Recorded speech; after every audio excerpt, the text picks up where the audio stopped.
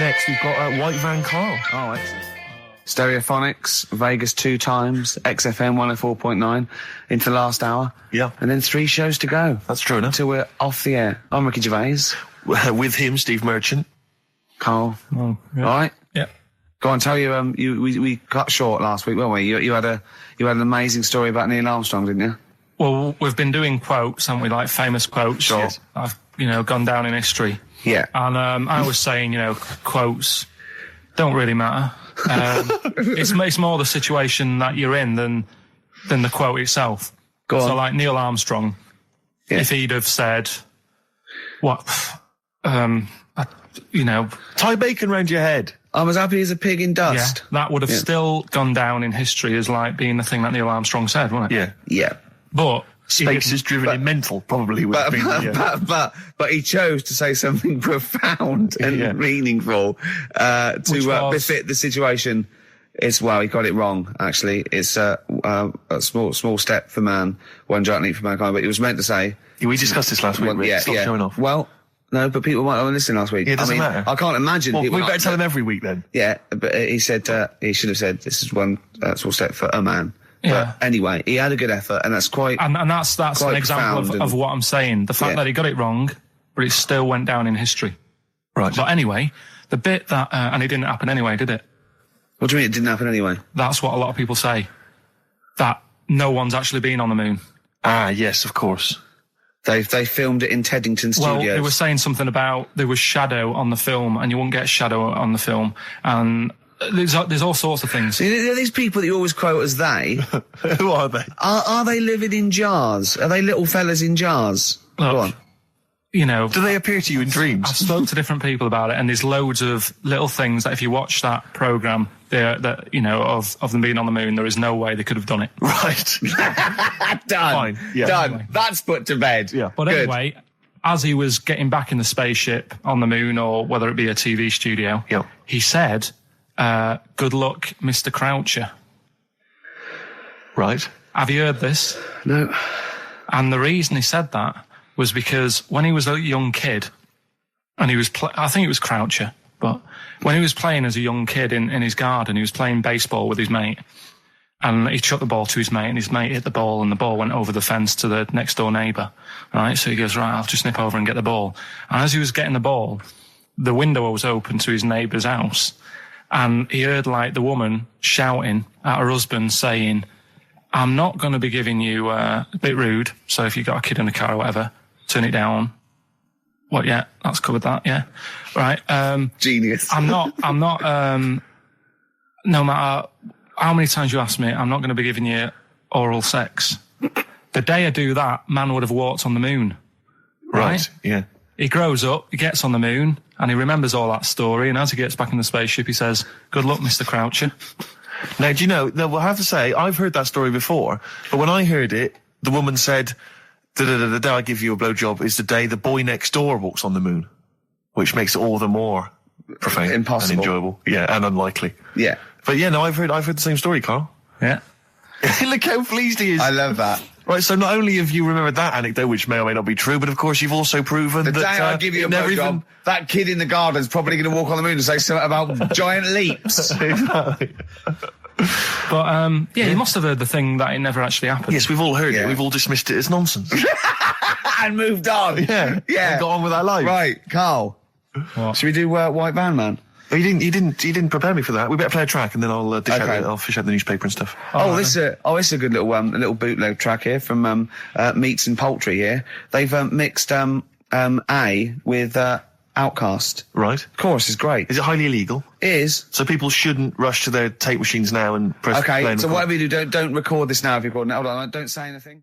Well, that bootleg's going under the name of Nothing, Miss Jackson, I think, by Meats and Poultry. So there you go. I do love these bootleg things because they're so pointless, but they're so enjoyable. Yeah, it's great. It's fun to do. Yeah, exactly. They're really good they're fun. great. But not as much fun as White Van Karl. White Van Karl, absolutely. Do you want to explain the premise? Well, we take the Sun asks someone else and asks Karl. It's simple as that. That's The it. Sun have just taken a normal person. We flipped it.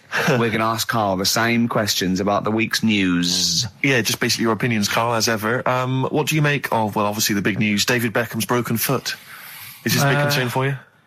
No, I mean, he's sad. You know, he's sadder for him more than anyone because, you know, to like be in the World Cup is like the main thing for him, isn't it? Yeah. But he's still a young lad, and I don't think he'll give up. I reckon he'll still turn up. He'll be all right.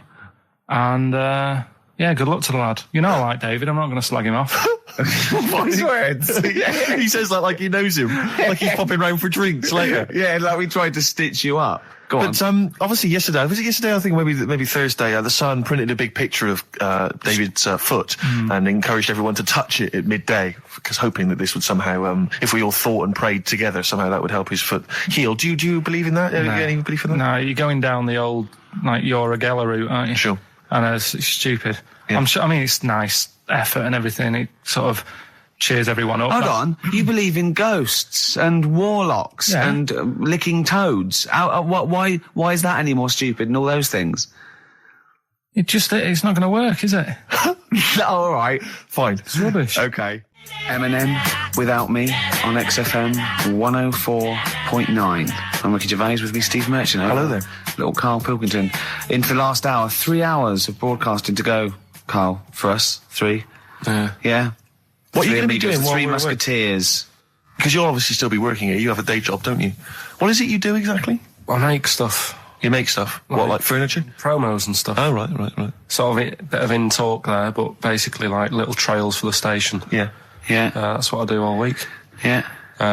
So you'll be back to doing that when we're off? You don't talk to anyone, do you, in the week? You just hide in your little sound booth thing, and you really don't talk to anyone, do you? Much? Not really. No. I mean, you might call up. Yeah. But no, I keep myself to myself. Yeah. Then you don't get bogged down in the office politics and stuff. Yeah. Is there a lot of office politics here? I don't know. I don't get involved in it. Oh, yeah. Proved your point. So when we're away and we're like out of action, who, other than Suzanne, who will you talk to of the day? How will you get a sort of feedback from the world? How will you get sort of like input and... I always, if ever I've got like a question on anything, the internet's sat there and I can just go online and find out. The internet is good. It's brilliant. But it's not all verified. What do you mean? It's not all verified. It's not all necessarily factually accurate. Anyone can put things onto the internet. It's it's freaks and things that put on things one, right? like... Here's one that I read in the week, right? Go on. About this woman. Yeah. She was a bit of a punk.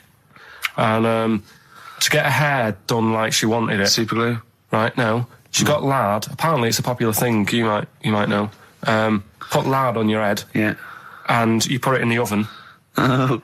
Now, apparently the heat that you get from the oven is different from the sort of heat you get from an hairdryer, right? And she had to do that to get the style that she wanted. But anyway, she comes into money or whatever, treats herself to a microwave. It's the re-education of Karl. He's like Liza Doolittle. And now he's coming to, or Lawnmower Man, if you've seen that film. More like Lawnmower Man, if you've seen the film. You know what I mean. And his homework was to just study quotes, really, on happiness and stuff and general well-being. He's not a big happiness quote fan, are you, Karl? Not really. So what have you done? You've come up with something, haven't you? Right, yeah, I told you, right? Because a lot of these are just things you say every day. They're nothing special. So what I'm doing... Well, you say them every day.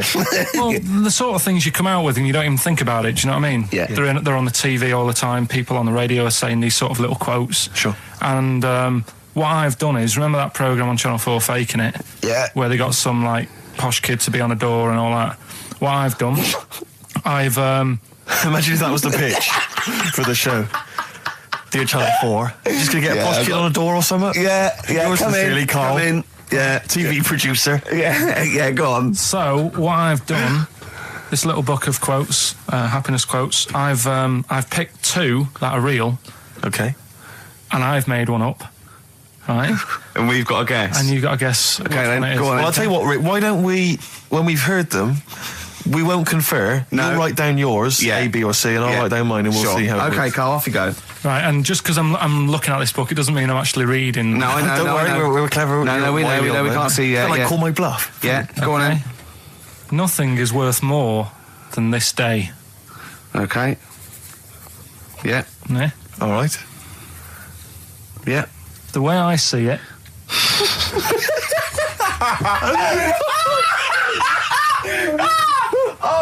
Oh God, my head's gonna burst. No, hang on. My head's gonna burst. No, Hang on. this might not be Karl's. Oh, it might not be. How do you know I haven't tweaked them a little bit? Yeah, good Okay, point. fair Good enough. point. No, good point. The way I see it, if you want the rainbow, you got to put up with the rain. Yeah, okay. All right. All right, yeah. Okay. Hang on. Yeah. Come on. Cat food. Cat food, come on. It stinks a bit, but if you don't put up with the smell, the little kitten will die. Steve, I don't know what to say. I don't know what to say. Imagine this in faking it. Imagine their faces when he says that, and they're going, "Oh my God." Oh. Karl, play a song, mate. We'll have to confer on this one. Well, that's just amazing, Karl. Just read them again. Two were real, one was fake. Go on in. Right. First one. Nothing is worth more than this day. Excellent. Next one. What does that mean? Well, cherish now, cherish your time. Okay. Because you can't get it back, and you know that's the way I saw it. Carpe diem, whatever it is, seize the day and all that. Okay. If you want the rainbow, you've got to put up with the rain. Yeah, of course. Yeah, rough with the smooth. You know, it's not all plain sailing, but you know, rainbow's beautiful, but it comes because of the rain, which you might not like. So make the most of everything, and good. Cat food doesn't smell good, but if you don't put up with it, then the little kitten will die. Right, now, Karl, that is a good effort. Now, that one's yours. I mean, obviously, right? Right, no, but it's a good effort, right? I mean, it slipped seamlessly into the others. Yeah. Don't think it didn't. No, but it's good. I mean, we knew it was that one. But what I will say is, it's good, but what you don't know, maybe subconsciously, is, I mean, it's very similar to the putting up with the rain and the rainbow. But that's good. Why do you think that? Well, what does mine mean? Well, even though it smells bad, it's good for something.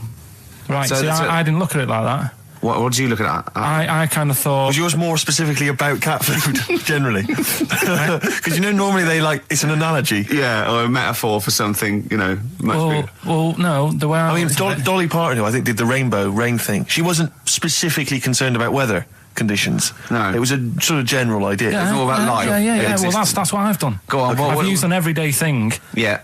And put it with today's problems, right? Go on. So, my girlfriend, she might like to go shopping for clothes. I hate it. Right. But because I love her, I put up with it. Ah, that's nice. Yeah? Yeah. So, you love that little kitten. You can't stand the smell of the stuff you got to feed it.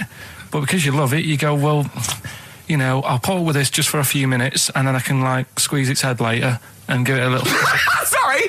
Squeeze its little head. No, yeah, well, that's just the thing that I do with cats. Put it in a bag and drown it in a lake. I can feed it and then I can throw it against the wall. Exactly. So you didn't see it like that, did you? No, that's very good. So it's about love, is it? It's about putting up with the bad things for something you love. Yeah. Well, that's nice. But Karl, you seem now to be convinced and rather smug that you've tricked us and that you've fooled us and that we didn't understand it. Well, I say that's your fault, not ours. And bit of Outcast. Yeah. Outcast. Hey Ya on XFM 104.9. I'm Ricky Gervais. With me, Steve Merchant. And over there, Karl Pilkington. Now we've got a new feature. Well, I don't know if it should become a feature every week, Rick. I'm not sure it's got legs for that. But maybe in the absence of Rockbusters. Basically, I was looking through the pigeonhole and we got a lot of stuff sent to us, a lot of junk. Stuff we don't really want. Yeah. And a lot of people, for some reason, they send us... Begging letters, a lot of that. We get sent a lot of CDs by people, bands, artists, who have not yet been signed. Maybe they've knocked something together in their bedroom. They got a band. And they just, for some reason, they want our feedback. They want us to sort of give them some thoughts on what they think, where they're going wrong, stuff like that. And I just thought, I was having a clear out, and I thought, why not just give them a little chance, Yeah. Just throw them a bone, Rick. Honest critique? Honest critique of some of the artists that sent us stuff. Okay, go on. These are bands that have not been, they've not got a record contract. This is exciting. Okay, name the 3 bands first. Well, I'll tell you, we'll go through them individually and I'll hear a little snatch and then I'll get your opinions, both from you, Rick. I know you've been in the music business, you've got a good general knowledge of music, you've got good taste. Big time, and also big time. Karl Pilkington's views as well. Yeah. we know what to think of them. So this first band is called Kellerton Road. I'm sure they're very excited. As I said their name then, they probably can't believe it. They're phoning each other now. They're getting so excited. All friends are phoning them now. Yeah, Turn exactly. your phone off. They can't people in this band. You don't want to... Yeah. Well, okay, then Kellerton Road. Kellerton Road. Play a track from them. So that's Kellerton Road. I think that's a track called Secretly. And looking on the back here, there's 6 of them in the band. They all pretty much look the same. They've got the long hair, the usual sort of look. What do you make of them, Rick? All right. Yeah? Quite like that? Good, yeah. I mean, bit generic. The chorus is a little bit simplistic. But I like good production, good Reminds you of something maybe like the Thrills, that sort of thing? Yeah. I mean, yeah, good. Jukebox or junk box? What's a junk box? It's just, I'm just trying to make it sound snappy. Jukebox or junk box? Don't, because you haven't got it. Don't ever stick to what you're good at. Okay. What, being sexy? Just sort of watching Doctor Who and stuff. You like that, don't you? Yeah, I love it. Okay, then, right, what's the next one? So, well, let's just ask Karl Pilkington's opinion. Karl, what were your thoughts? Yeah, it's all right. Yeah? That's it, is it? Yep. Is that why you're no longer right for the enemy? Go on. So what's this next one you've got for us then, Karl? Toffee. Toffee? It's called Born Depressed. Oh, dear. Brilliant. Is it about you? There we go, I quite like that. Yeah? That's sort of a bit glammy, bit underground. Yeah. What do you make of the name, Toffee? I don't like the name. It's not great, is it? No, but I quite like that track. Quite like the track. I'm just looking at the CD, they've made it themselves, and basically the band feature on there completely nude. Oh. What do you Well, we know what we think of that. What do you think of that, Karl? Let's have a look, though. Have a look there. Well, that's no point, is it? There's quite a lot of blokes and there's one naked lady. Just having a look, though. Yeah. What are you looking at the blokes? What are you looking at? Why are you looking at the blokes? Knob. Just having a look. But you look at their knob. I can see by the way your eyes are looking. I'm looking at the woman's knob, though. Well, she won't be happy with that. No, that's a bloke, Karl. Yeah, that's where you've been going wrong. Yeah, that's the woman. Yeah, that's what I was looking at, that one, the woman's knob, so that's all right. Yeah, good. So Rick, hit parade or shit parade? I don't know if it's going to be... I don't think it's going to be a hit yet, because I haven't got backup, but I think we're looking more about whether they get... A record deal. Do you think they deserve one? Thumbs up for both of them. Well Okay, excellent. done. All right, well done. And Karl, play the last one then. What did you make of it? Sorry, we didn't ask your opinion. We weren't interested. Like to see him on CD UK. Just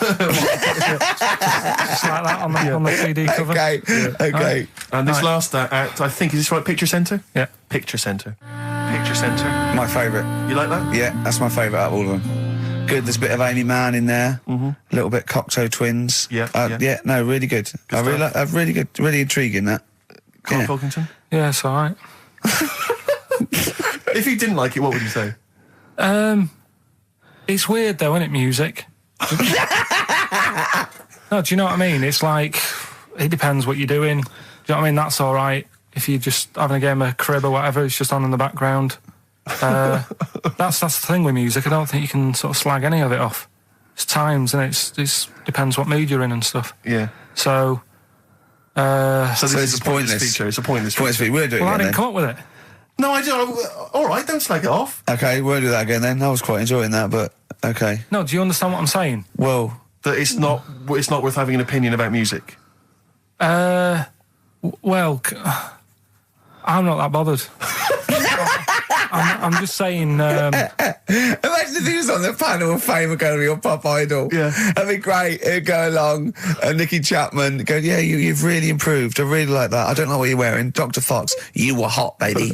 I loved it. Like your legs, like all your boobs and all that. Brilliant. Come to Karl. Not bothered. All right. Yeah. Brilliant. No, we'll keep it up, you know. Play a record. Yeah. Oh, come on. This is my favourite. Can I change? Well, this is my favourite out of all 4 of them. Lynyrd Skynyrd. Yeah? Yeah. Slam dunk this puppy. Jet. And roll over DJ on XFM 104.9. Okay, what's the next one? What's the educating Ricky? I don't know. See, like I say, I was looking around and there's stuff that is interesting. Right? I was looking on the web. But there's no point. Well, it's just that I found one about... what's the point? About a lad who 8 years old, but he's still breastfed. Now, I don't know if you can get anything out of that. Is that what his mum said?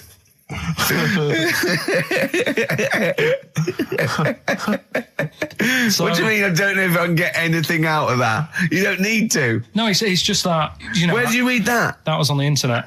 Oh, well, yeah. You're always unspecific when you mention it. It's just it was on the internet. Well, I'm trying to think what I put in. I think I put in Y to see if I'd confuse the computer.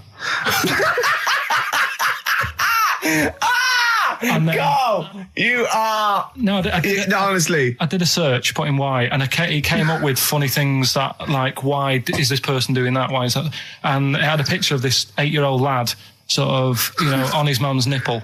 And it was saying, is this healthy? You sure that wasn't asking you that question? What? I put in Y just to confuse the computer. What do you mean? Yeah. Stop it. Yeah. Oh, look, last week I was walking home with him, and I went, he was saying something stupid, and I went, I've got a competition for next week. Let's do a phone-in, and it's called Karl Pilkington, Genius or Fool. Yeah. Right? And he went, No. I went, why not? He went, well, it'd be confusing because they say there's no difference between genius and being a fool. They do though, don't they? No, but it's rubbish, and people say there's a fine line between madness and genius, and it's a ridiculous soundbite. They don't say there's a fine line between a genius and an idiot. Well, the people who do are idiots. yeah. So what would you do there though, just to sort of wrap that little thing up? What would you do? That lad loves his mum's milk. What are you asking me to come up with? No, I'm just a title for the story. No. It's just what would you do? Right. What do you mean? What would I do? Well, it's causing a bit of a problem in the area. Right. What area? In America, I think it was. Oh, America are a problem, are they? George Bush is worried about this kid who's breastfeeding at 8. Imagine it like this, right? Right. So, Carl, what are you asking me? About this spurious story you saw on the internet. I saw on the internet, there's an 8-year-old lad, he likes his mum's milk, and it's saying, is this right? Should it No, be it's going not. on? But what do you want Ricky to do about it? It's not his responsibility. Yeah. No, but the little town that he lives in, they're all causing an uproar, right? Going, this isn't right. I can't let my kid play out in case he's in the garden with his mum getting a bit hungry, right? So, oh, God. What should they do? Because his mum's saying, well, he likes it. Yeah. And he, what do you do? I don't know the laws. No, but I'm not asking you to sort out the laws. I'm just saying, if you lived in that neighbourhood, what would you say? If you went up to him and said, look, everyone's getting a bit fed up with this, look. I'd say, what would I do? What do you mean, what would I do? What are you asking me? Right, it doesn't matter. No. What are you asking me? What are you asking me and Steve and the public? I'm just saying, say if you live next door to this woman. Yeah. Right? The kid's hungry, 8 years old. He's out playing on his bike and he goes, Mum, I'm getting a bit peckish. And he goes, all right, son. She whops one out. And he starts having his milk, right? You live next door, you're putting your washing out and you see this going on. You're getting a bit sick of it because it's gone on for months. 8 years, I assume. Why is it your business? Why are you such a nosy neighbour that you're concerned? What would you do, Carl? Let's turn it back on him. Yeah. What would you do? What's your solution? What would you do? Well, I thought I'd say, right, why are you doing this? And she'd say, because he likes it. And I go, all right then, put it in a bowl first. Genius. And you think that would sort that out? It's true. Well, it originated in America. Yeah. So many of these things do. It's a brilliant point, Karl. I'd like to hear from anyone listening they'll just lie, wouldn't they, I suppose? Yeah. I don't even use sort of flies. No. Usually. I sort of pull my wife around, my sort of tracksuit. That's why I wear sort of like elasticated waistbands all the time. Exactly. Just sort of speed. Yeah. You got to get in there with the minimum of effort. Yeah. And out. Sure. Often I won't shake. No. Oh, no. To my detriment, because it often leaks out a little bit later, doesn't it? Ever been out on a date with a girl where it's just trickled down your leg and you wish it hadn't, and you're thinking, what if she gets my trousers off later? She might smell or see it. What? What? I don't know. I don't know what I said there. Right. Feeder, come back around on XFM 104.9. You're listening to Ricky Gervais. Yeah, I'm with him as well, Steve Merchant. I was thinking of dropping that. What? Thinking of dropping that, just going, because it's just that's all that. I'm Ricky Gervais, with me Stephen Merchant and Karl Pilkington too. I mean, get to the music, so it's, hi, I'm Ricky Gervais, this is XFM. Sure. Here's Radiohead. Yeah. Some like, they'll come out, that was Radio at XFM, I'm Ricky Gervais. Tony Blair, what's he all about? Yeah. That sort of, Snap, fast, because I quite, on a serious note, and you've always been saying it, I listened to an old show, because when Karl was compiling those things, I listened to an old show, and I listened to me, and I'm really concentrating now, because I sounded like the most inarticulate, brain-damaged older drunk I have ever heard given a show. Yeah. I mean, I was shocked. Not finishing sentences, leaving out words, slurring, just doing noises that you understand because you know me. Yeah. So I'm really going to make an effort for the listener. Yeah, it's not going to happen, is it? You're going to give up after about 3 But I records. thought you were joking. And I thought it was like, oh, he's taking it there. Did it then, you see? Again, I don't quite know what that sentence meant. No, but... Well, of course, I've got also your body language and your facial gestures, but obviously the listeners have got nothing else. They've just got the voice. They've just got the voice for it. That's all they've got. That's all they can rely on. Yeah. And when Karl Pilkington is the man holding the show together, when he's the that's most quite damning. articulate. Exactly. Exactly. How did I come across? You came across as lovely. I mean, I did an interview yesterday, right? And I was trying to describe you to this journalist, and I was going, it's like a cat can talk. Because the things you say, I just want to know what your world is. You know when a cat comes in, you go, where have you been? And it looks as you're like, you know, it can nearly understand you. And you're like, I wonder, I'd love to know what that cat thinks. And with you, it's almost like we've got one. Yeah. Yeah. Did you like that? You can also lick your own testicles, I think, can't you? So, yeah. Should we play the Doves? And Envy on XFM 104.9. I'm Ricky Gervais, with me Steve Merchant. Absolutely, yeah, hello. That clang you heard there isn't Karl. No. Karl's away. It's Sturgis. Claire Sturgis is here. Yeah. You'll know her from the Claire Sturgis show, but we know her from our early days on XFM, and, you know, we're good friends. It's sort of like old times, isn't it? And Karl has had a little surprise birthday present. What's the story with this, Claire? Because I don't know about do you know, I came in on Monday expecting to see his little smiley face, as usual, and it's always not here. What do you mean? So, apparently his girlfriend had surprised him and dragged him off to the Caribbean for a week. Wow. No, Canaries, isn't it? Oh, I mean, I don't know. He likes the Caribbean, he likes the crabs. Yes. Yeah. I thought he was bored of the Caribbean. I thought he didn't enjoy it last time. No, he loved it, didn't he? No, I don't think he did enjoy the crabs. Tunisia he didn't like. Right. He's been travelling, hasn't he? I know, yeah. He didn't like Tunisia because there's flies the size of matchboxes. Of course. And, and midgets in the kitchen. No, there's nothing wrong with that. Yeah. Midges or midgets? Midgets, he said. Right. It was midgets. He wasn't saying anything bad, he said that there were lots of midgets in there. Lots of midgets in the kitchen. Right, educate me, Karl. Right, well, like I say, right. Educate me. Well, what we're looking at this week, we've done war, we've done We've nailed that. We've nailed war. We summed up war with a little French bloke whose battle cry was "John's got a moustache." Right. So, and last week we did science. What would you do on science then? Airy Kid. Brilliant. Right. Yeah. So this week we're looking at medical problems. I'm sure we do Airy Kid every week. Medical problems then. I've got a couple of things under the banner of then educate me. Yeah. We've got this is interesting. Right. Do you know if you have an operation on your brain, right, what they do is I mean, this is why I'd never go to the doctors. I don't like doctors because this sort of stuff freaks me out, right? They can operate on your brain, and what they do is they put you to sleep first, cut your brain case open. Your skull, yeah. The brain case. Yeah, yeah. And then wake you up and operate on you. So you sat there with your head open, messing with your brain, and you don't feel anything. Well, there's no nerve endings, is there, in the brain? But still, it's not right, is it? What, you think they do it for fun? No, they go on, Reg, wake him up so he looks freaked out. Is it necessary that you're awake, do you think, or...? Well, they need the brain active, don't they?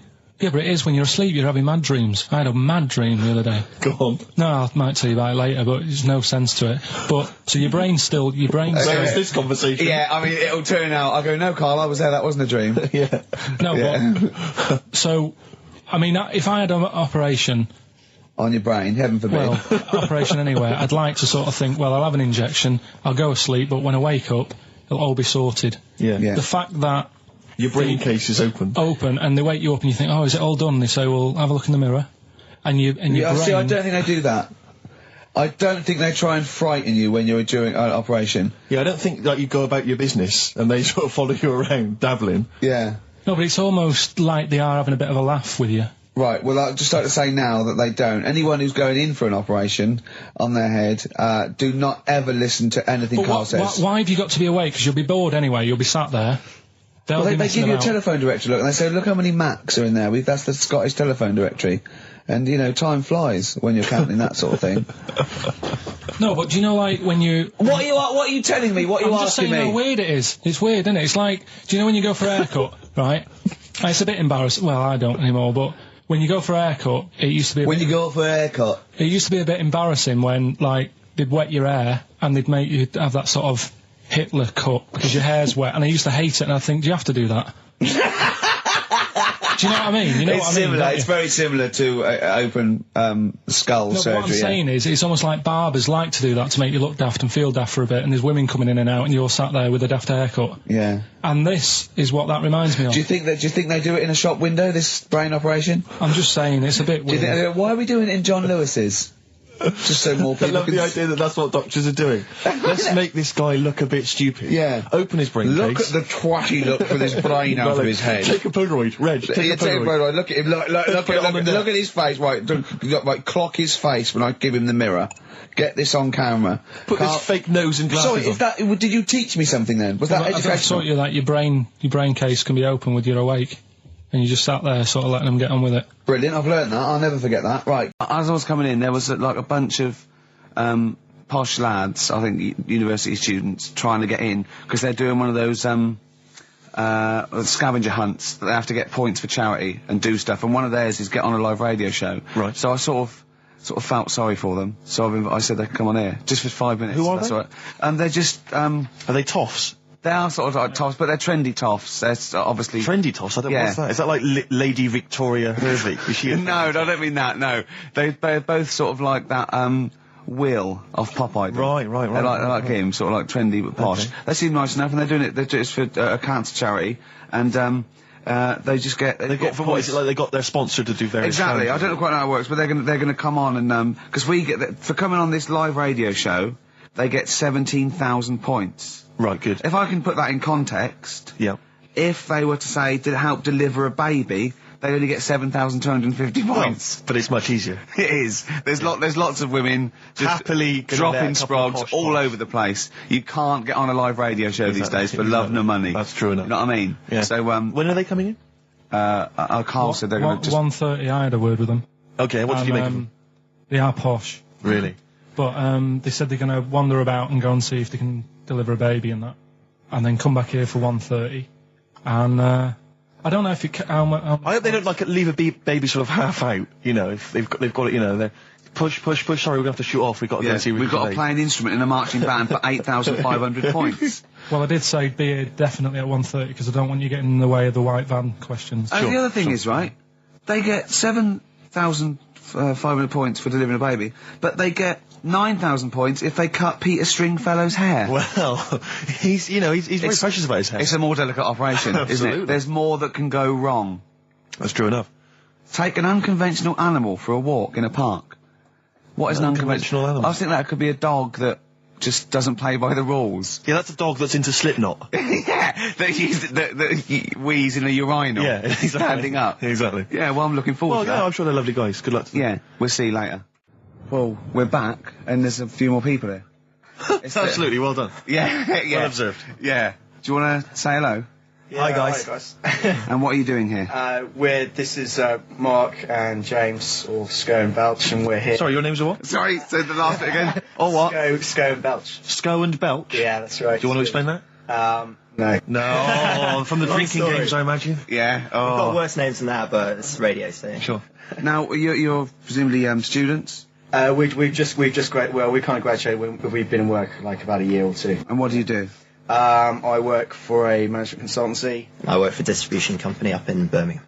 Well, okay. So now, what you're doing is a scavenger hunt, and you're raising for cancer charity research. Right, yeah. And you've got to do. And this is we're just helping you out here because for 17,000 points, you have to get live on a TV or radio show. That's exactly it. So here we are. That's why we're here. Yeah. Do you ever listen to XFM? I know of it, yeah. I listened to it a few times. Sure. What kind of music, what kind of sounds would you normally be into? I love cheesy radio, sort of school disco, sort of, 80s stuff. Sure. Sorry, what was your name again? Mark, or Sco. Okay. And you're... Belch. And what sort of sounds would you be grooving to, Belch? Cheesy. UK garage? Well... Craig David. A bit of house, just very occasionally. A bit of cheese. It depends what kind of mood I'm in, you know. You don't listen much, but I mean, kiss a celeb because Karl. Yeah, we actually want to do that with you, Ricky. Is that all right? No. That's not going to happen with Ricky, but Karl's now got his name mentioned in Heat magazine. Is that right? Well, that's if you brilliant. want to snog Karl, we'd love to see that. I mean, we don't want to snog Karl, but I mean, we were thinking if there was kind of a female presenter here, we might be able to do something. But what are you saying? A female placenta. Well, if you've got one. Have you seen some of the female presenters that work on XFM? Oh, presenter. Is that why they're on radio? I thought you said placenta. That's unlikely. I know. Well, now what's the other things you've got to do here? So what are some of the things you've done already? Well, see, some of these worry me, like start a fire in Pudding Lane. Oh, we've done that already. For 4,700 points. Well, I'll tell you what we have done. We've been on Phantom of the Opera stage already. Have you? Yeah, we just asked the stage door guy. And, that wasn't during the show, I see. No. And that's right. He actually mentioned that. We shouldn't speak about that too. Otherwise he'll get sacked. But he was really kind to let us on. We've jumped in Trafalgar Square water with doing a sort of Friends impersonation, so that was right. How many points did you get for that? We got 2,000 points for that. We got 8,000 points for being on the stage at Phantom of the Opera, and we get double that. We get like 18,000 points, which is almost the maximum for being here right now. Really? So that's absolutely great. I wouldn't worry about the little things. I'd go for the big. That's it. We're not interested in the little stuff. We want to go for the big stuff. Yeah. So what the big ones are? Get on stage with S Club 7. That's not going to happen, is it? When have you got till 6 today? Well, S Club 7 are on at the London Arena at about 2 o'clock. So good luck. But I think it's going to be very, very difficult to get on there. But I think so. Yeah. Get in the vaults of a bank. Yeah, some of these are bordering on the illegal. That's 20,000 points for that. Like getting a cage at London Zoo. Don't do that. I mean, just 10,000 points, but don't do it. Unless it's a penguin cage. That's what we were hoping. Just some kind of timid animal we might be alright with. You know? Yeah, sure. If anyone's got any good ideas for sort of funky things to do on air, then Okay, well, if you leave your number and anyone calls in, they can help you with anything. Well, maybe some of S Club 7 are listening. Well, let's hope so, because we love them to bits. If they are, it is for charity, and the points get awarded into money for colon cancer research. So it'd be absolutely fantastic if we could. Yeah. So Bradley, John, Tina, if you're listening. Yeah, if you're listening. Or any celebrity out there who's a female celebrity, we need to snog them. It doesn't need to be a long snog, but if we can, that'd be great. This is good for 7,000 points. This looks like a good one. Play the organ in a church. That must be easy. Is that a metaphor? Yeah, but you know what church people are like. It says the bigger the better, so it might be. That's got to be euphemism. Yeah, it's got to be, hasn't it? Yeah. Well, thanks very much. Good luck. Good luck, guys. Get a Frenchman standing outside Les Mis looking Mis. That's going to happen. That's good. Man, a big gun type thing on the HMS Belfast. Well, we've got a big gun, it's just finding the boat, which is the problem. Oh, calm down. What was your name? Bo? No.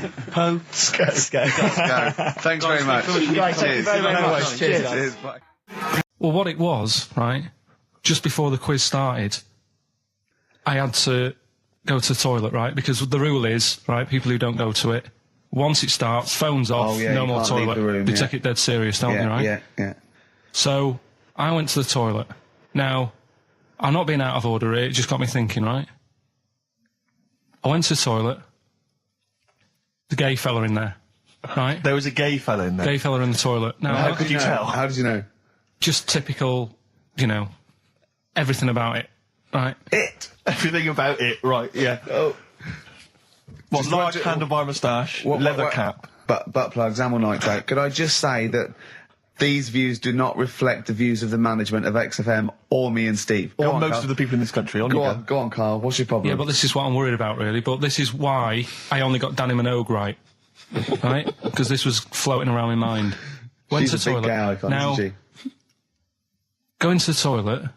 They have like men's cubicle and they have women's cubicle. Yeah.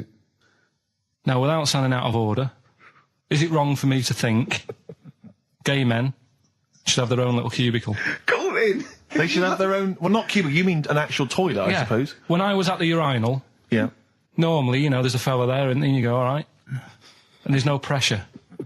But I couldn't go. I was thinking, should I wait? If I go into the toilet, it'll look obvious. Yeah. I had loads of pressure, and but this was going on. What were you worried about? I'm so sorry. What were you concerned about? Viewers? I'm so sorry. Well, it's like, right, listen, when I was a kid, right, And it's all right for you to go into women's toilets when you're a kid. It's like, oh, it's a bit cute, right? As long as you're not, like, over 15 or something, right? Right. But when I was a kid, I went into a toilet, and women, when they use their little cubicles, they don't shut the door. Some of them just sit down on the toilet, right? And you see everything. And,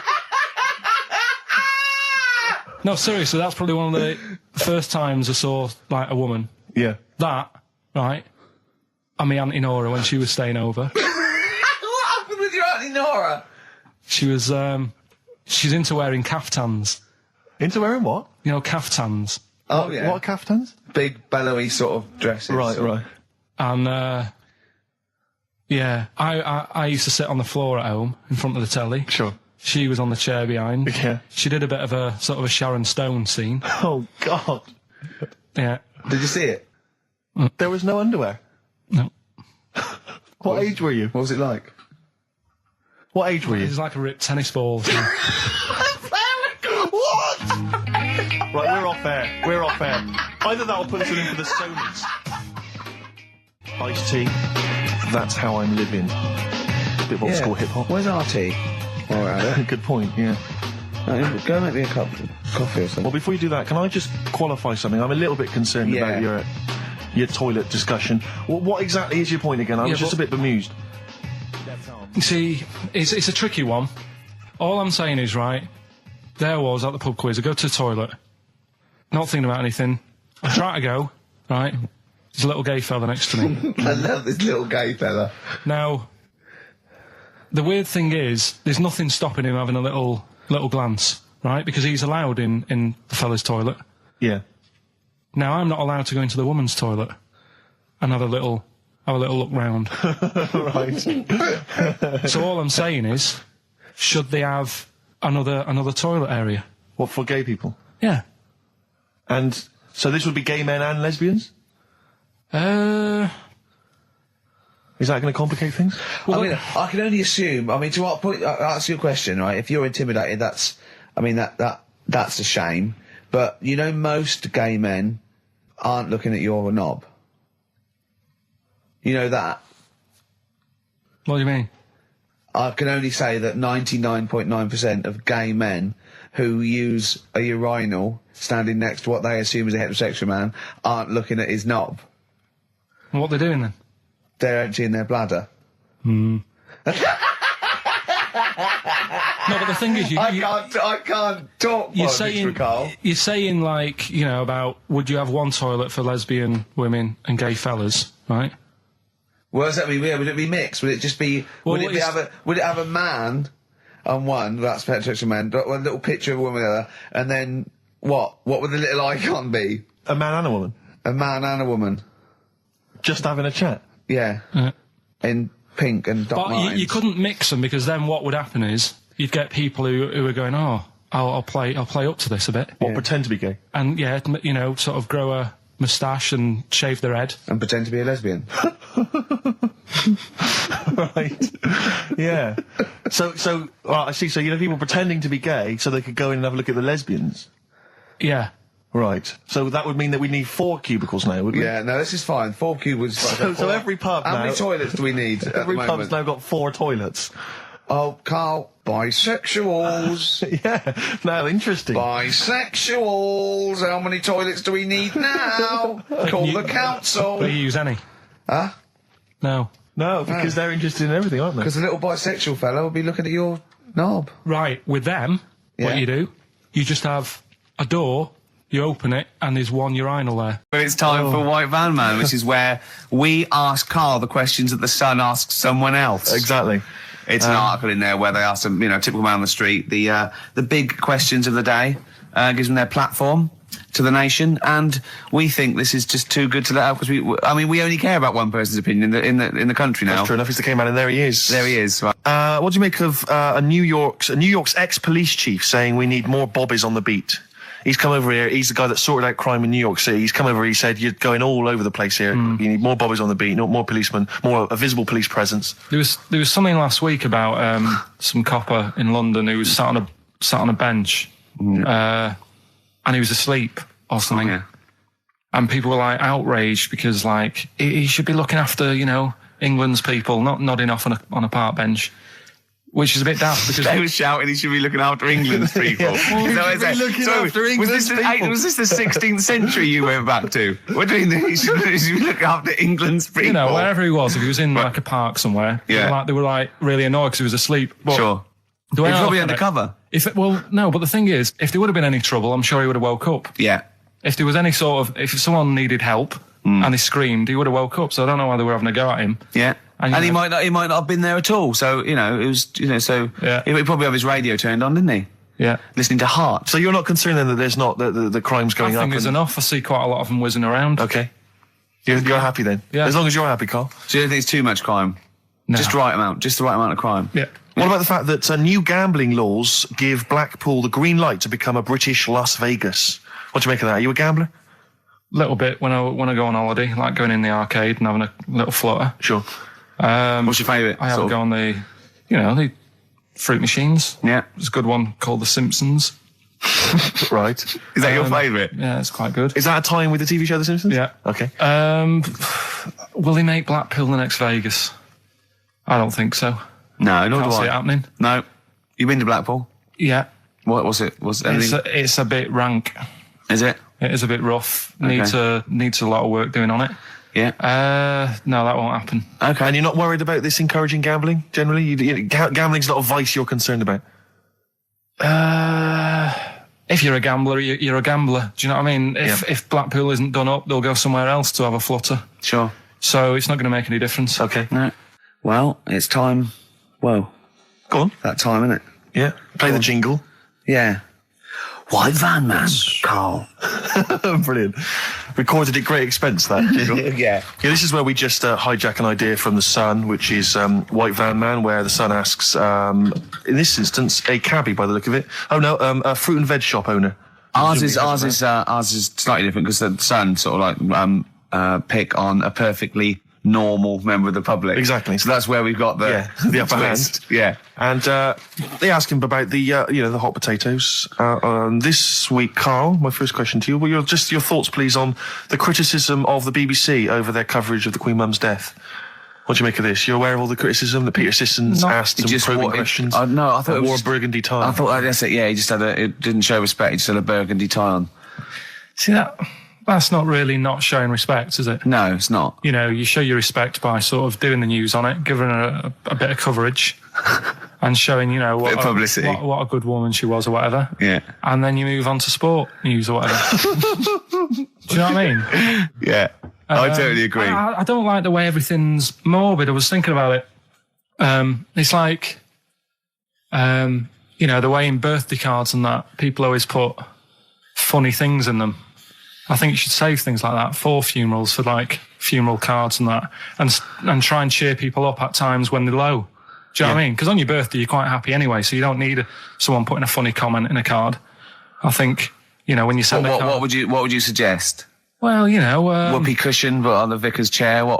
How would you liven up the funeral? Just little things in the card. I mean, you're just writing stuff like, well, at least you're still alive or whatever. So as you're giving the eulogy... that'd be good. So suppose someone's husband's killed in a car crash, you go around with some flowers and a little card and it says, at least you're still alive. Well, maybe something funnier than that.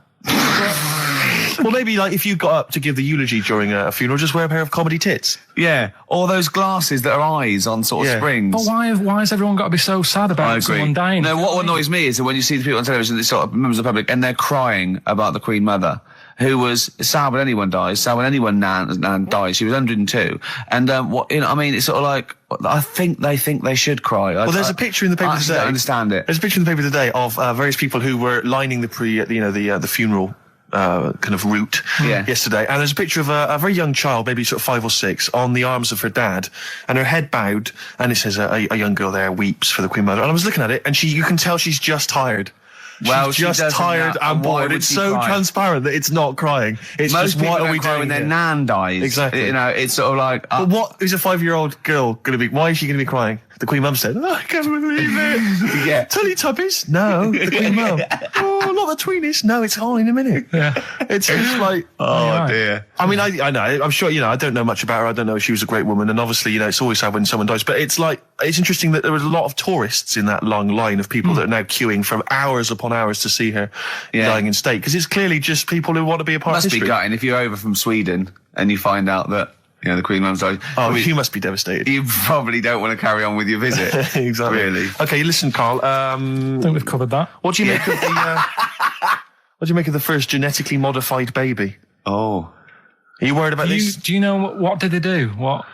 Let me see what it says here. Well, isn't it just choosing the, you know, eye colour? Well, this is the concern, isn't it? That in the future you'll be able to decide whether it's a boy or a girl, how intelligent it is, what it looks like, is it handsome, is it ugly? Obviously, no one will choose an ugly baby, and so on and so on and so on. And so it means that, you know, where will it lead? Where will it end, Karl? Are you concerned?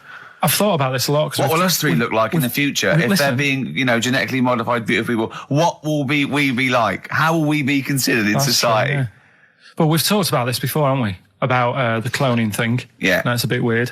Yeah. But I don't think it matters, because at the end of the day, right, you might look like some other kid, but it's the way you're brought up that will change your features and the way you are, you know, your personality. If you lie, you get a long nose, don't you? Well, no, but listen, right, because I remember when we, you know, I was growing up on this estate. This is going to be good. Go on. No, it's not. It's just an example of how this doesn't work. Go on. So we don't need to worry, sort of thing. Sure. Right? Okay. So I'm growing up on this estate, and there was this woman about 4 houses down, right? Who's a bit rough. All right. Didn't fancy her. Oh God, no. Right, but she had a baby. Well, tell me about her first. I'm interested in this woman. Why was she? It was a very. So like being a man in a dress. I mean, I didn't grow up in a posh house or anything. I'm not saying that if you live in a bit of a rough house, you're a bad person. What did she look like? But anyone can Tattoos? clean up. Looked like Tony Green with a fag on. They didn't clean up much, right? Oh. Which, even if you've not got a lot of money, you can still try and make the place look nice. Yeah. Right? But she didn't, and a kid used to take a horse into the house. Sorry. Whoa, Neddy. What do you mean a kid used to take a horse into the house? Where did he get a horse? Must have nicked it from somewhere. Must have done. You seen a horse in it? No. What, is that from outside the saloon round the corner? Yeah, was it just tied up with a bit of lettuce? Right? And, oh, that's great. Did Big Jake come looking for it? I'd been out. Oh. So let me get this. This was before the lynching stopped or after.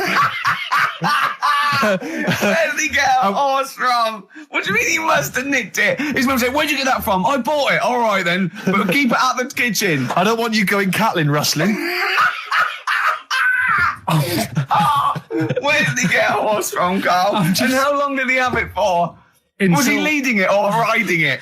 Mum, open the door, I can't stop. I can't stop it. Open the patio door as well. Looks like we got us a runaway. What do you mean? I don't know, but the thing is they couldn't afford to buy one because they're not cheap. So I'm just guessing. Maybe that's wrong of me. But I think... He had a horse? Yeah, right. So that's why the family didn't have any money. They'd spend it on the horse. No, I don't think, that's what I'm saying. I don't think they would have bought it. So anyway... Yeah, it's wise to whisper, Karl, in case they're listening. Yeah. And they could be in the room next door. It's not buying it, it's keeping it as well. Oh, so I was like in the car with my dad coming into the avenue, and you used to have to drive down it to turn round and you know, sort of go back to our house. You had the traditional method of transport. Yeah. And the horse was in the lounge. Reading a paper. Just like walking around. Oh God! What? And when I was doing, I tried to earn myself some money once by flogging little flowers in plastic cups. What? This is genius. It just keeps coming. What do you mean you're trying to flog little flowers? What do you mean? Wait. With an exam board. I've said in the past to you, Rick, that my grandparents, so I love them dearly, but it's like for the last 30 years, they've been waiting to die. I know. It's like they just sort of, it's like, you know, the novelty wore off of life. Life in the 50s. Yeah, they got kind of bored of it. Life, in the 40s, it was brilliant. All sat around the old Joannas, the bombs fell, singing. They loved that. The 50s, you know, that was great as well, because that was the post-war years. It was, you know, it was a bit tight on the pocket, but it was all right. Everyone pulled together. And then the 60s came along, all the crazy music, the funny hair. Let's stay in bed. Exactly. They basically stayed in bed. And it was one Christmas when my grandmother said to my dad, what do you like for Christmas? What do you fancy for Christmas? And this must have been, I don't know, 20 years ago. She said, what do you fancy for Christmas, Ron? And he went, well, you know, I could do with a nice big kind of warm winter overcoat. She said, don't worry about that. Don't worry about that, because your father will be dead soon. It's what you can have his. Meaning my granddad. Well, to be honest with you, my father's still waiting. Which is good news. Good news for my grandfather. Less good news for my dad. He's freezing. He's freezing. He finds out, how is he today? He's fine. Oh, okay. Oh, I'm freezing. It is such a weird mindset, that. I think it's that, to me, is what sums up people from that older generation, the 40s and 50s. And it seems to me that you've got that kind of mindset. It's like you were born in the 30s. And whenever you talk of your childhood, it's like you had like a baked potato to take to school. And a hoop and a stick as a Christmas gift. The other thing is, I think that that sort of generation, it seems that the man is dependent on the woman. As a total dependence. Oh, absolutely. If she dies, he's done. Yes. He's done for. He'd just pine away. If he dies, she's got 30 years of pottering. Absolutely. Bit of monkey news that's been sent in. Right. Gareth in Catford. Right. Good work, Gareth.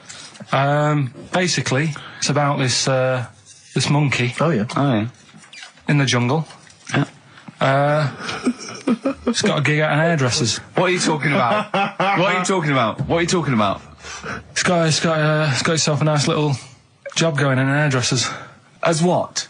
It gets people sitting down, and what it does before the people have their hair cut, that it sort of sits there, and it goes through people's hair, makes sure it's clean, and people are loving it. Right. Backtrack. So it's a pet monkey. It's nothing to do with it getting a gig in an hairdresser's. It's a pet monkey. It's not working at Monkey and Guy. Yeah. No, seriously, it's in there. I think it might have started off as a job, and then. So what does it say? It says junior £15, stylist £35, and monkey £63. So I didn't quite follow. It's in the jungle. It was wandering about. Right. Maybe it did start But it looks good, its hair looks good. Someone thought, hang on. But never, ever, you see, people make that mistake with hairdressers anyway. I always say, well, if the hairdresser's got a good haircut, go to where he's going. So, can we just go back to monkey news for a second? So anyway, that's why, yeah. I didn't quite follow why he's still his salon is in the jungle, or where is it? No, he was doing what he does in the jungle, right? Right. He's walking about, he wanders into the hairdressers. Yeah. Maybe they didn't have him on, like, as a job straight away. He was just there. People said, this is nice.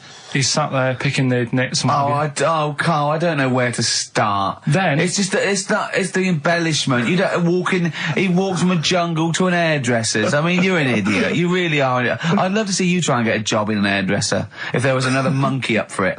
You'd never get a job. So he was good at that. People said this is relaxing. Apparently, he had really nice hands, soothing, right, on people's heads. They said, let's put him on the payroll. Let's put him on the payroll. What do you mean?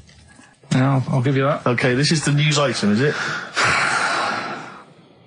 Customers are queuing up to have their hair done at a salon in the jungle by a monkey. Judy, a pigtailed macaque, has a reputation as the best exterminator of head lice in Comcane. There you go. She is so good, some customers fall asleep under her gentle touch. Regular Amporon Chekema said, Judy's hands are so soft and gentle, I really feel I can relax. But you know that is doing what it does naturally. It's looking for, like, salt and stuff in the hair. Yeah. And nits. It's not on the payroll. It doesn't complain about when it gets deducted at national insurance. It's not part of the union. Yeah. Do you know what I mean? Don't rub it too hard, you'll get a rasher. And will it like fellas or will it like women? Well, you said wool before. Yeah, will it. Go on then, I'll have wool it. Right, now this is similar to the one you were talking about before, right? They found out that scientists have found out 17th century that like now 1 in 10 rams are gay. 1 in 10 rams are gay. Yeah. So that was like wool it. That's how I could get that in. They got a load of gay and straight rams. Right. They worked out which were which first. They said, right, that bunch there is a gay bunch. They looked better. They just had more pride in their appearance. And the other ones, the straight ones. And then they gave them to this scientist and said, right, go on, do what you got to do. And they took the brains out of all of them. Just to check. And they did tests on the brain, and it worked out that they've got something smaller in the brain. The gay ones have got something in the brain that makes it smaller. And they said, right, well, that's probably how it's going to work on males, on like males and females and like humans. So you took from this that gays have smaller brains than straight people? No, there's something in the brain. Right, So if someone's saying, you know, oh, I'm a gay, or they're not sure or whatever, they will now be able to find out. So you can go to the doctor and to find out if you're straight or gay. Is there any gay in my brain? Let's have a look. Do. You've got a little bit of a gay in you, yes. A little bit of gay in there. Yes, you've got the, you've got a little bent cell there. Well, that's why they did it anyway. I don't understand how they could differentiate which was straight and which were gay to begin with, before they then gave it to the scientist. Wasn't that what the scientists figured out? How could they tell? There's one theory that it's genetically determined. There is one. There is a theory that's genetically determined, but I don't think it's as easy as pulling a sheep's brain apart and finding a little pink sort of like blob in there, and going, right, we've taken the guy out, and now he's going to go and shag some ewes. I don't think it's that straightforward. Although homosexuality does occur at a similar sort of rate in animals, I think. Yeah. Yeah. So you knew that, didn't you? So that's that one. I mean, I just like the idea of the farmer figuring out which is straight and gay. Well, that one's wearing quite a camp-looking neckerchief. So I'm thinking maybe he's gay. Is that? Yeah. I love the fact they can. That one's a big fan of Sophie Ellis-Bextor. Yeah. They put on ABBA and see which ones dance. Exactly. That's how they. Which one? Yeah. Put on like Barbara Streisand and see which ones sing along.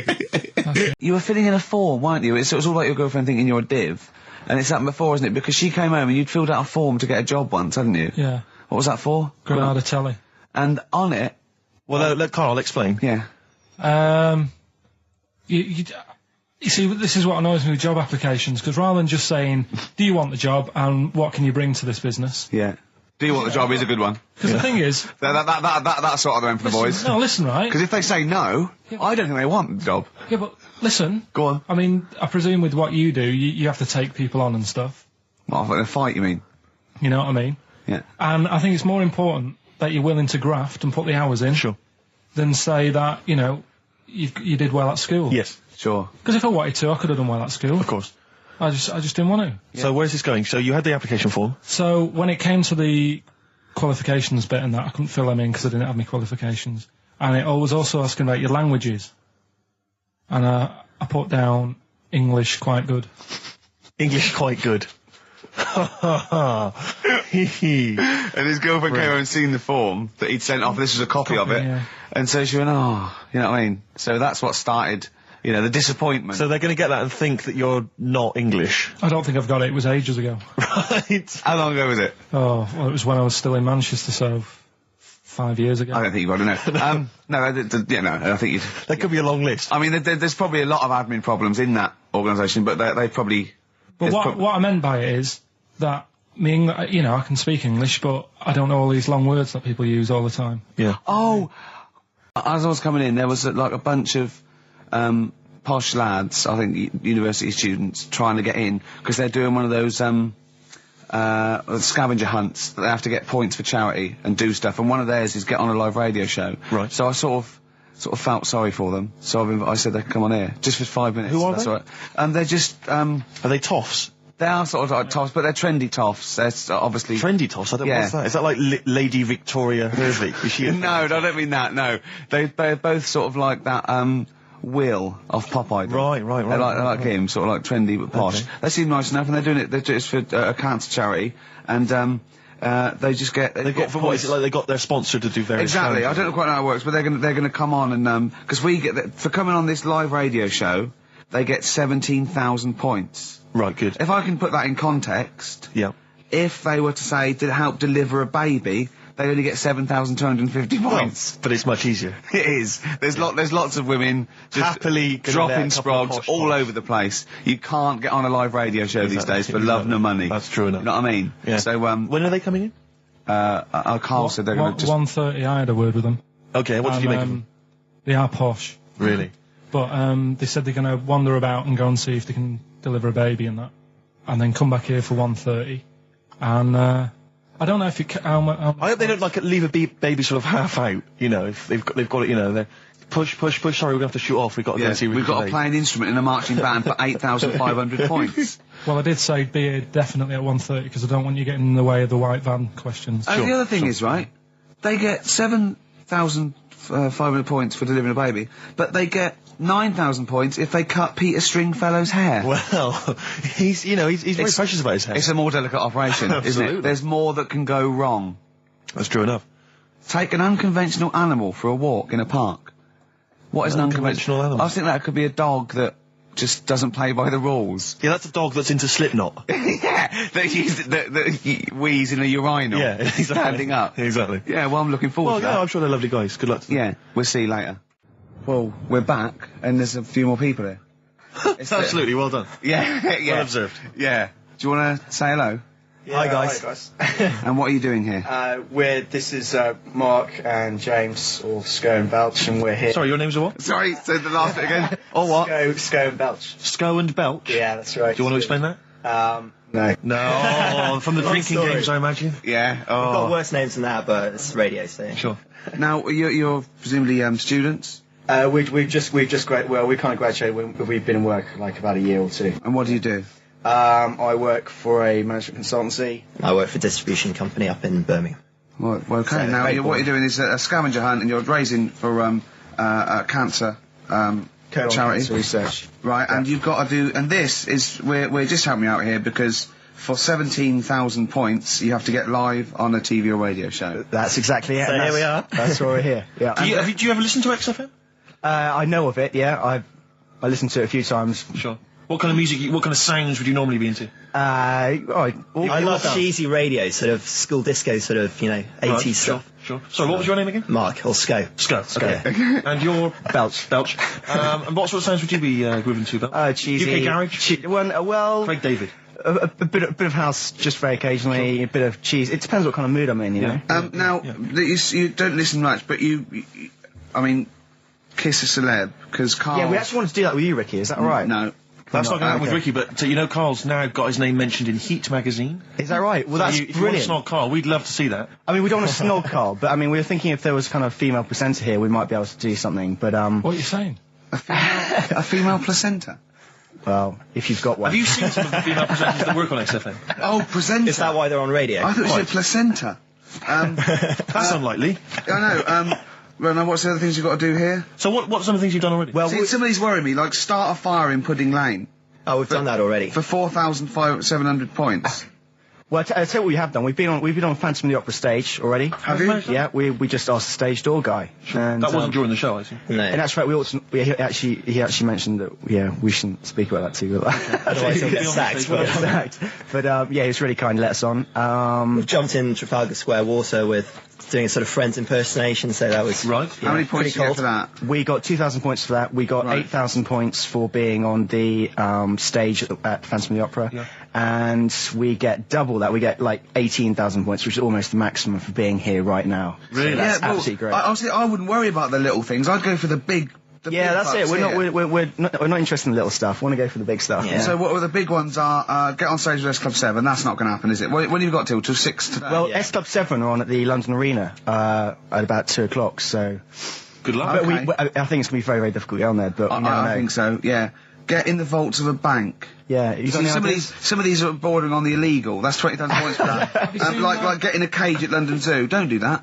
I mean, it's 10,000 points, but don't do it. Unless it's a penguin cage. That's what we were hoping. Just some kind of timid animal we might be alright with. You know? Yeah, sure. If anyone's got any good ideas for sort of funky things to do on air, then Okay, well, if you leave your number and anyone calls in, they can help you with anything. Well, maybe some of S Club 7 are listening. Well, let's hope so, because we love them to bits. If they are, it is for charity, and the points get awarded into money for colon cancer research. So it'd be absolutely fantastic if we could. Yeah. So Bradley, John, Tina, if you're listening. Yeah, if you're listening. Or any celebrity out there who's a female celebrity, we need to snog them. It doesn't need to be a long snog, but if we can, that'd be great. This is good for 7,000 points. This looks like a good one.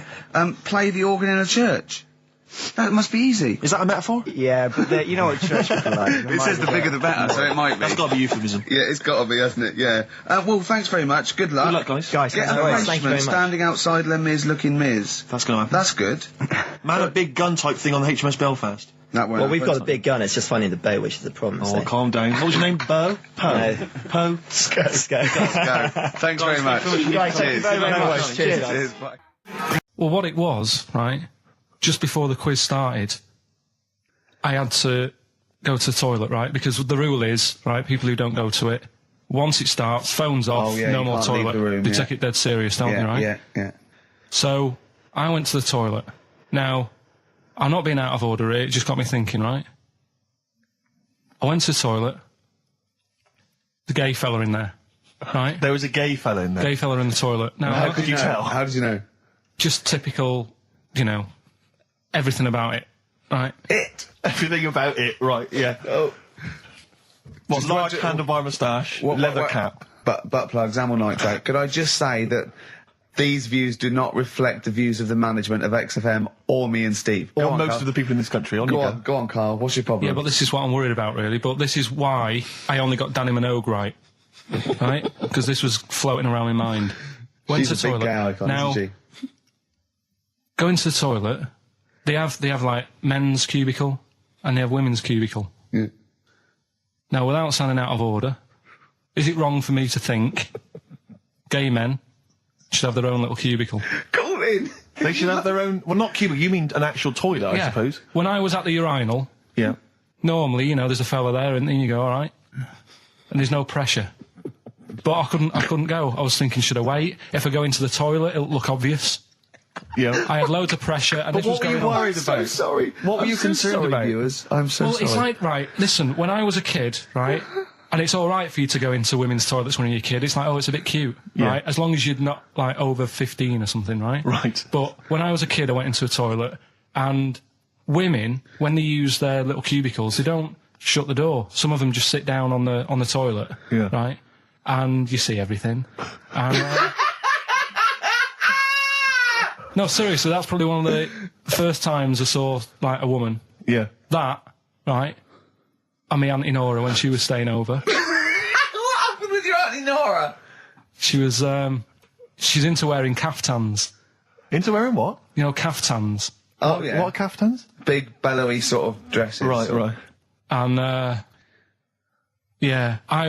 used to sit on the floor at home in front of the telly. Sure. She was on the chair behind. Yeah. She did a bit of a sort of a Sharon Stone scene. Oh, God. Yeah. Did you see it? There was no underwear? No. What age were you? What was it like?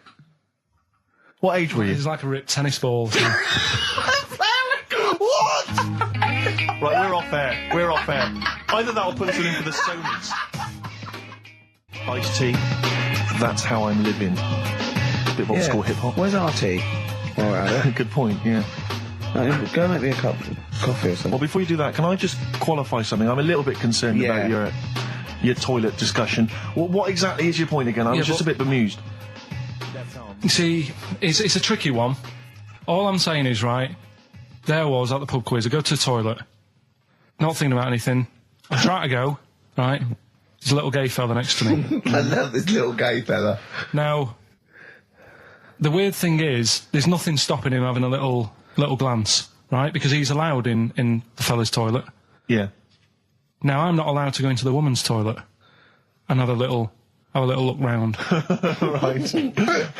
So all I'm saying is, should they have another toilet area? What, for gay people? Yeah. And so this would be gay men and lesbians? Is that going to complicate things? Well, I mean, I can only assume. I mean, to what point? I'll ask you a question, right? If you're intimidated, that's a shame. But you know, most gay men aren't looking at your knob. You know that. What do you mean?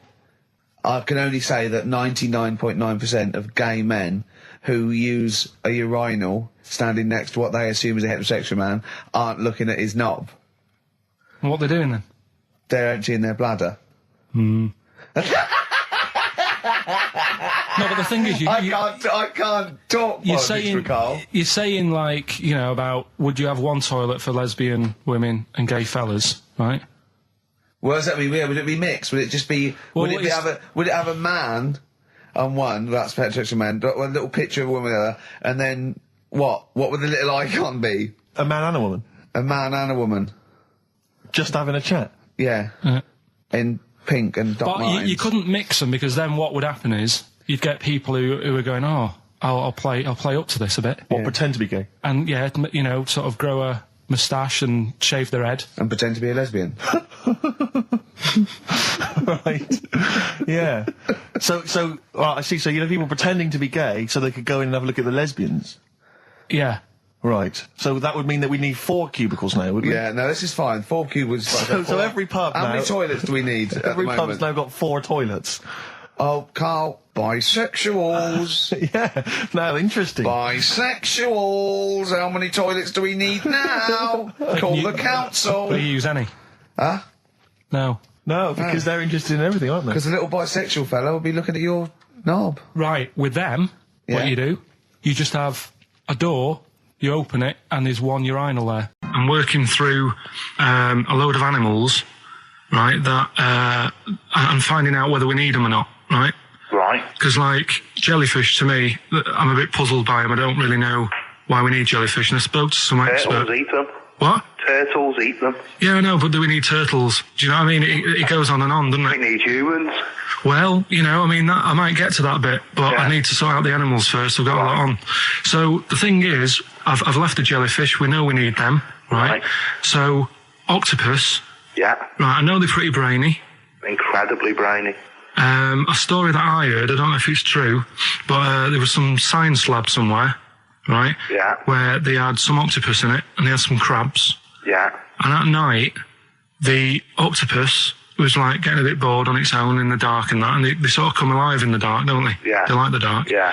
And the octopus had its eye on the crabs, and at night when it's dark, it was getting out of its little cage, crawling along the floor, getting in the crab's cage, getting them out and eating them. I don't doubt it. We put jam jars with the lids on with crabs in, and they'll open the jam jar and... You're joking? Yeah. Even I sometimes struggle with them. Yeah, we don't do it... you don't do it really, really tight, but... Oh, right, so they're not that clever then? Well, they would. If they were strong enough, they'd open it, but they're just not that strong. Oh, that's mad. Right, I also know that if they get hungry, they eat their own legs. Yeah. Yeah? Yeah. They're deaf. Well, I don't know. I don't really know. Yeah, I know they don't live very long. They can squash themselves into small jugs. Oh, yeah, they can go in a demi-john through the narrow neck and that. Why do they need to do that? Because they're the sort of crevices and holes that they're hunting for crabs and things through. So, would they be better if they were smaller? Do you know what I mean? I don't know. I really don't know. Yeah. But octopus then, if Noah said to you, we're having a clear out. Yeah. We've got too many animals to look after and that in the sea, taking up too much room. Right. Do we need them? I think there's other less useful things in the sea than octopus. Limpets, they could go. Limpets? Yeah, they just sit on a rock and do nothing for 50 years. But they're not getting in the way then. How big are they? Well, not very big. Yeah, you see, I might come round to them, but I never think, I'm sick of seeing these limpets. Whereas octopus, crawling about, opening jam jars and that. You'd never see them though, they're really rare. Wow. We get 2 or 3 caught a year, it's quite amazing. Do we need them? Yeah. Yeah? Yeah. Well, we'll just have to keep them then.